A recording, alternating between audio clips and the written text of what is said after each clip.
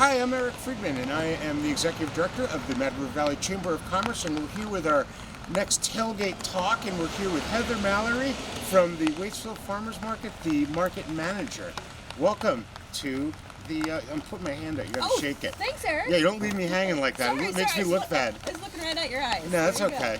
Well, it's great to have you here. Thanks for inviting me. So this coming week is on Saturday, the 15th, is going to be the first farmers market of the year. That's right. Yeah. So what's new this year? What's new this year? Well, everything's looking pretty good. We had a good turnout of vendors. We'll have about 53 to 56 vendors every weekend. Is that pretty much what it always is? It seems to be. Okay. Yeah, right around there. We have a maximum of about 56 spots, and every weekend we try to hit that, but it can be a range from 50 to 60 vendors every week with a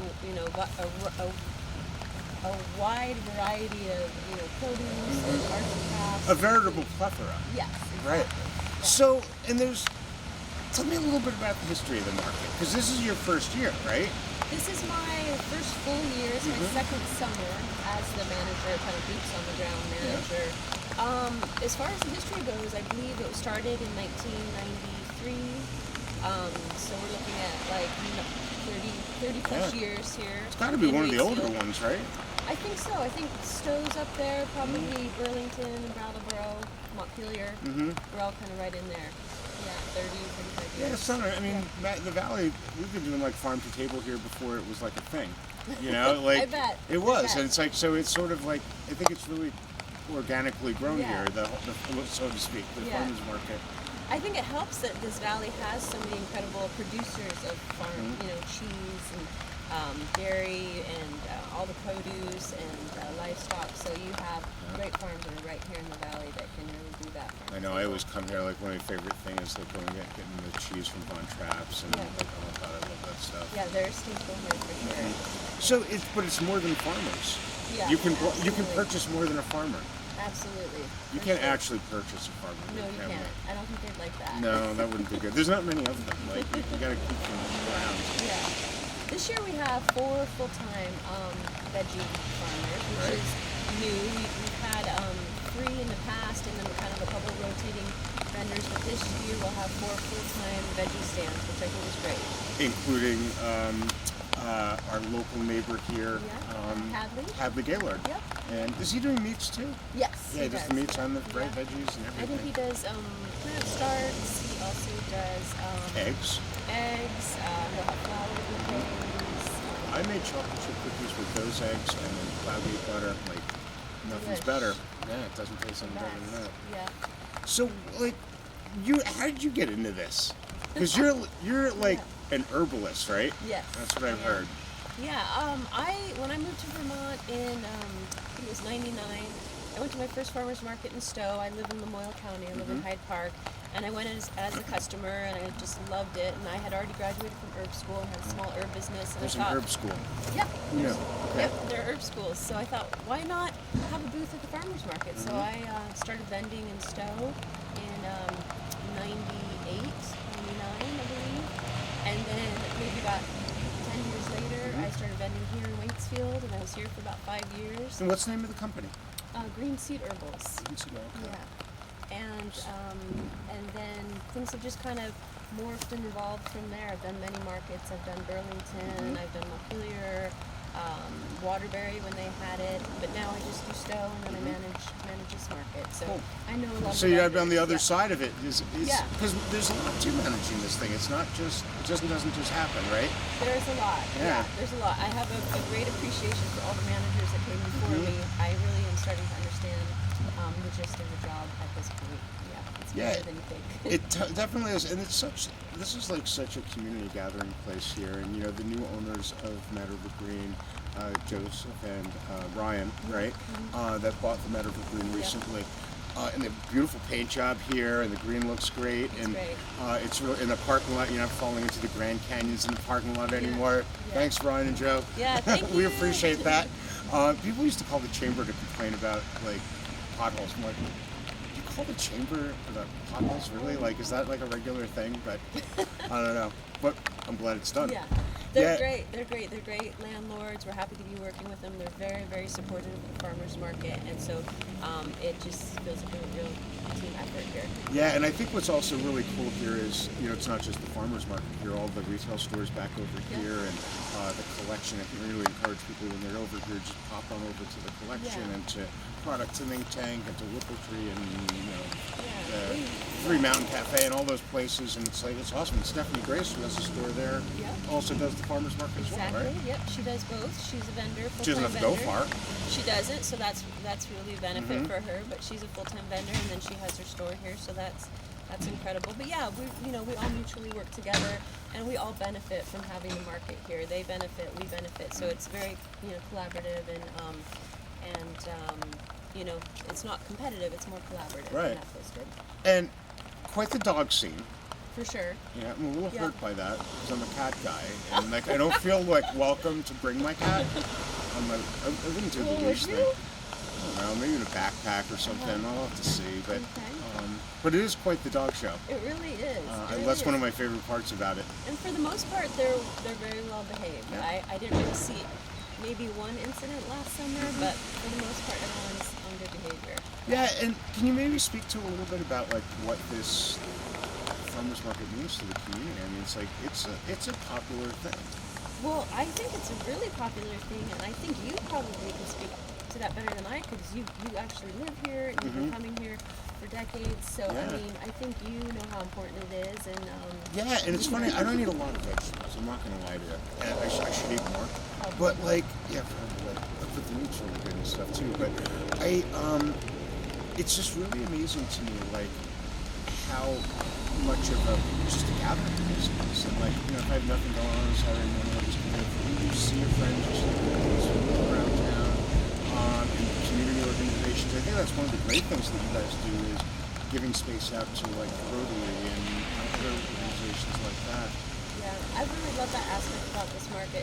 I've been obviously, like I said, I've been participating in a lot of markets, and this market really focuses on giving nonprofits an opportunity to put themselves out there, and we're kind of open to all sorts of things. Obviously, we prioritize local nonprofits, but we're open to all requests and questions about that, and we have the space for those folks. So, and I'm happy to see them here and help them us. What I always really appreciate about this, not just this farm's market, but a lot of them, is how it's an incubator for businesses. And that they start out here and end up doing either brick and mortar or being online or whatever. And I was thinking, Noah's Fizzy Lemonade. I don't know if you remember that one. It was a local kid that was making carbonated lemonade, and he sold it at the farmers market, and giving kids an opportunity. That kid works at Tailgate now. And it's like a legit human being now. Which is really cool. You gotta start somewhere, right? Exactly. Yeah. And do we have any kid vendors this year? We do. They come with their parents, right. So it's but it's kind of them. It's for them, right. and the parents are kind of there just for support and supervision. But not as many as maybe we probably could have. Not very many people have reached out to me. I know in the past markets have done a kids' day, like a specific kids' day, and that might be something we could do in the future. I don't have anything on the books for this summer, but we've done that at other markets. But we do have a couple local kids that come and sell lemonade. So, It's the Papa's kids, right? Exactly. They have quite the lemonades. They're good marketers too. Yes, they are. They're very good marketers, They've and got it's it down. damn good lemonade. It is. Excellent. Yeah, and they do tea too. They do some sort of Yeah. herbal tea and the lemonade, and so it's delicious. Yeah, it's amazing. It's like I said, it's just amazing all of the creativity here in the city. People like Rain Vermont, where you see the cool skirts and bags and things like that. And the Antler guy's still here too, doesn't he? Is he not? Filled in a couple times. Yeah. He's not full time anymore. Oh, so you have fill-ins? We do. That's a big part of the market. So we have,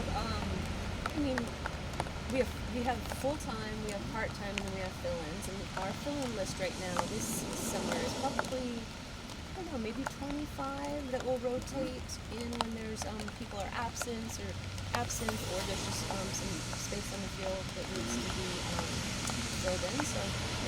So it's a pretty big commitment from the vendor perspective. They got to be here every week, almost every week.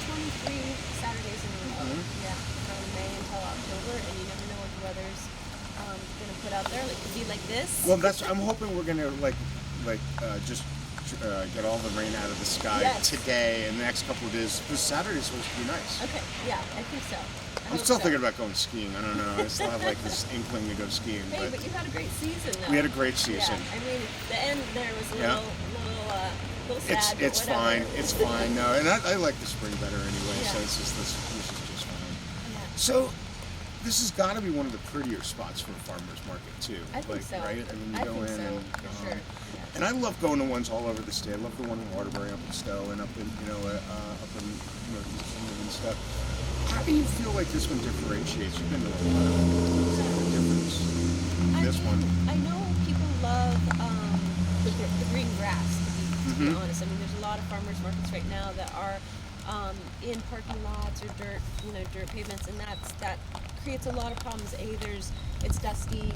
It's just close to the main road. There's great picnic tables. There's lots of umbrellas for shade. There's some trees for shade. And you're not in a dirt or concrete parking lot where it's hot. Yeah. It's dusty. It's kind of dirty. And you're just kind of close to everything you need right here. If you can't get it to the market, you can walk around the corner and probably find it anywhere. Yeah, So, we always say if like Kenyans don't have it, you don't need it. So like there you go. So yeah, There you you go. get pretty much anything at this farmers market for Yeah. sure. You know, one of the other interesting things about this market too is how it's become like a wedding thing. Do you know that?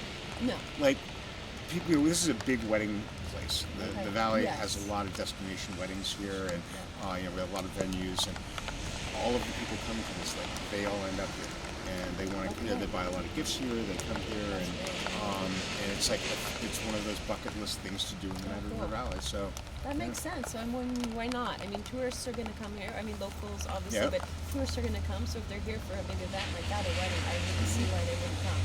That sounds like a good way to spend a day. Yeah. So if we want to get more information about the farmers market, what's the best way to do that? We do have a website. Oh, this is when we go like this, go like this, because we're gonna have it printed down here. We're gonna go like this, like look at the website. Click on the link here at the right website. below. Like us, right? Yeah, like us, follow us. Yeah, we've got Instagram, Facebook. We have a website that lists all the music that's happening this summer here. All the vendors and their websites are on there. There's a lot of information about how to sponsor the. Well, that was interesting, wasn't it? There we go. Well, now it stopped raining. This is great. Perfect timing. Remember I told you never know what you're going to get on the back of the tailgate? Yeah. Right? So Was this your first umbrella? this is my first umbrella. I think we're going to have to figure something out, and I'm glad that you weren't impaled with it. Yeah, or you. Or me. Or the camera. Better not you, because like I wouldn't sue, but I don't know. You don't seem too litigious. No, I wouldn't. No, I would never do that. I would never do that. Well, so we talked about the website. We're going to talk about that. Anything else we wanted to mention? Let me think. Well, the market starts on Saturday, May 16th, and runs until October 17th. We're here, rain or shine. There's live music every weekend. With opening weekend, we're having the DJs from WMRW, right? WMRW in Warren, so they will be here, a whole host of DJs, so that'll be really fun. That was one of my favorite days last year. And then also, just want to let you know that we are one of the farmers markets in the state that does offer the SNAP and 3 Squares benefits here. Yep. So any local can come and shop here at the market And with get their good stuff. EBT cards. Yep. So that's amazing. We're happy to have that and honor that. So